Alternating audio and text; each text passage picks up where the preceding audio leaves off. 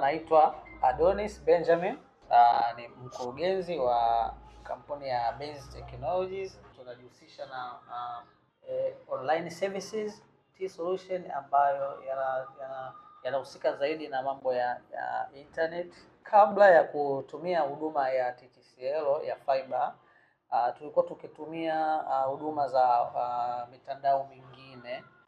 Lakini baada ya hapo, baada ya kuona mambo yaendi vizuri, wateja wakilalamika, tukaingia kwenye huduma ya TTCL ambayo ilikuwa ni huduma ya kopa. Kulingana na ukubwa na uhitaji wa wateja ambao walikuwa na uhitaji, tukaona tu upgrade kutoka kwenye kopa tukaingia kwenye fiber.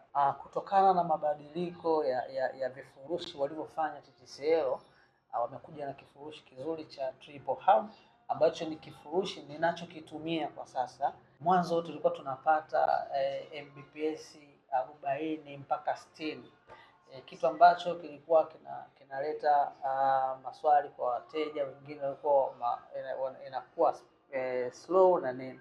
Lakini kwa sasa tunapata Mbps 150 kwa kifurushi cha 100,000. Kuna ziada ya dakika za kupiga kupitia kifurushi hicho hicho, lakini bado pia kuna GB 30 ambazo zinatumika kwenye line.